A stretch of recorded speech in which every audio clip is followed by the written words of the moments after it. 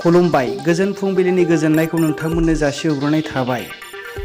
बेजों लोगोसे नोंथांमोन गासैखौबो आंनि केकेलाय बड' रादाबाव बरायबाय आरो दासिमनि मोननैसो खौरांखौ नोंथांमोननो थाखाय लानानै फैलायबाय। चेनेलाव गोदानै फैदोंब्ला अन्नानै लाइक खालाम आरो साबस्क्राइब खालाम।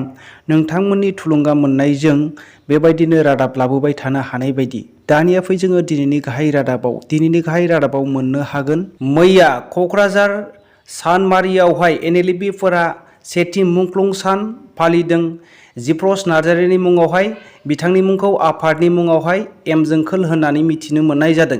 बेखौनो लानानै एनएलएफबिफोरा मैया क'क्राझार सानमारि एनएलएफबि डिजिग्नेटेड कमावहाय बिथांमोनहा मुंख्लं सान फालिदों। बेयावहाय एम बाथा बिथां गाहाया बुङोदि गोबां सुबुंफोरा दिनैहाय जोंनि बर'नि दैदेनगिरिफ्रा राजनितिकनि थाखाय थगायजाबाय आरो गाव गावनि मासिनि थाखाय माखासे खामानिफोरखौ मावफुंनो हायाखै होननानै बिथाङा बुंदों। दिनैहाय बिथाङा बुंबावदों रन्जन दैमारि सार आरो बेजों लोगोसे गोबां दैदेनगिरिफोर आरो एनडिबिफोर गवागौमानि बिथांमोनहा सरकारजों सावराया होननानै रोखा बुंदों आरो जिउ बावनांगौब्ला बावगोन। जुदि एम जोंखोल मोनहानो हारिनि थाखाय जुदि जिउ बावलांनांगौ जादोंब्ला जोंबो मानो बावनो हाया होननानै बिथाङा खौरांगिरिफोरनि सिगाङाव बुंदों आरो मिथिनो मोननाय बायदिब्ला एम जोंखोलखौहाय 2021 मायथाइनि 13 जुलाइआवहाय गावथारदोंमोन, पुलिसनि आखायाव थैनो गोनां जादोंमोन जोंनि बर' हारिनि थाखायनो होननानै एम बाथा बिथाङा खौरांगिरिफोरनि सिगाङाव रोखायै मिथिहोयो। आरोबाव बिटिआर ओनसोलावहाय लुथिनाय जाथाया चिरां जिल्लानि बिजनीनि स्टेट बेंकआवहायनो जादों। बे जाथाया मनमोहन ब्रह्मनिफ्राय स्टेट बेंकनिफ्राय 1 लाख रां बख'नानै लांफुबाय थानाय समावनो हरखाबै लुथिग्राफ्रा सेख'नानै लांदों आरो बेजों लोगोसे गोबां बेसेन गोसा डकुमेन्टसफ्राबो थांफादों होननानै फोरमायदों।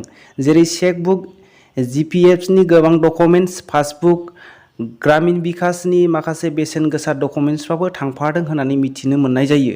सेख'ग्राफोरनि गारिनि नाम्बारखौबो नुस्लाबाखिसै होननानै मनमोहन ब्रह्म बिथाङा बुंथिदों। मोनसे सोमोनांथाव खौरां, उइलियाम आरो बिस्वजित दैमारि मोनहा जेरै बिजेपि हान्जायाव थांदों बेबायदिनो बिपिएफनि सासे गोख्रों दैदेनगिरि खाम्फा बरगयारिया हरखाबै आसामनि गिबि मन्थ्रि डक्टर हेमन्त बिश्व शर्माखौ लोगो हमदों। चिरां जिल्लायावहाय दैबानाजों लोमजानायफोरखौहाय नायगिदिंफैनो थाखाय डक्टर हेमन्त बिश्व शर्माया फैदोंमोन। बेयावनो खाम्फा बरगयारिया लोगो हमनानै सावरायदों। बिनि थाखायनो गोबां सुबुंफोरा सोमोनांदों दि जुदि बेबायदि बिपिएफनि गाहाय दैदेनगिरिफ्रामोननो जुदि बिजेपिआव फैजोबोब्ला एबा गुबुन हान्जायाव हाबोब्ला मा बिपिएफ हान्जाया जोबस्रांमारसिगोन नामा आरो खाम्फा बरगयारियाबो बिजेपिआव फैसिगोन नामा होननानै गोबां सुबुंफोरा सावरायदों। मोनसे दुखुनांथाव खौरां, ओइचएस पास जाखांनायनि उनावहाय पार्गज्यति बरायाबो तेजपुर दरं कलेजावहाय मुं थिसन्नो थाखाय एडमिसन खालामनो थाखाय फैदोंमोन। गोबां गरम आरो सान्दुं दुंख्रावनायनि जाहोनाव पार्गज्यति बराया हरखाबै गोग्लैदोंमोन आरो उनाव फाहामथाय होनो थाखाय फाहामसालियाव लानानै थांदोंमोन आरो बेखौ बासायनो हानाय जायाखिसै, बियो जिउ गोमानो गोनां जादों। मिथिनो मोननाय बायदिब्ला बिफाया सासे पुलिस साखरि मावोमोन। लाइनाव गसंनानै हरखाबै गोग्लैनायावनो बे जाथाया जादों। मिथिनो मोननाय बायदिब्ला लाइनाव गासै 2000निबो बारा फरायसाफ्रा दङमोन। बे लाइनाव गसंनायावनो हरखाबै गोग्लैनानै बे जाथाया जादों होननानै मिथिनो मोननाय जायो। उत्तर प्रदेशआव जेरै गोबां लामा आरो जायगाफोरनि मुंखौहाय सोलायदों आरो गोबां अफिसनि मुंफोरखौ सोलायदों, बेबायदिनो गुवाहाटीआवबो मिउनिसिपाल बर्डआ सावरायनानै 8था जायगाफोरखौ मुं सोलायनो थाखाय थिरांथा लानाय जादों होननानै मिथिनो मोननाय जायो।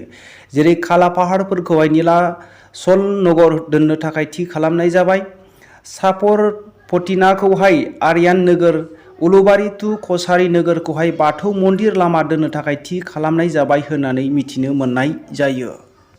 खन्थाइ लिरनायनि थाखाय बरसाश्री बरागहायखौहाय जोबथेसालियावहाय 18 मेआवनो दैथायहरनाय जादोंमोन।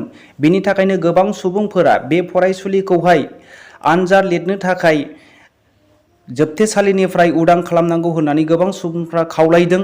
बेखौहाय खन्थाइ लिरनायनि जाहोनावनो जोबथेसालियाव दैथायहरनाय जादों होननानै गोबां सुबुंफोरा बुंदों। नाथाय आसामनि डिजिपि भास्कर ज्योति महन्त बिथाङा बुंदों बेखौहाय खन्थाइ लिरनायनि थाखाय एरेस्ट खालामनाय जायाखै आरो जोबथेसालियाव दोननाय जायाखै। मानोना बियो आलफा उदाङाव हाबनो नागिरनायनि थाखायसो बेखौ जोबथेसालियाव दैथायहरनाय जादों होननानै भास्कर ज्योति बिथाङा बुंदों। बेजों लोगोसे दिनैनि रादाबा एसेनोसै। रादाबखौ जोबनायसिम खोनासंनायनि थाखाय बयनिसिमबो खौथि खौथि साबायखर थाबाय। जै बर' हारिनि जै।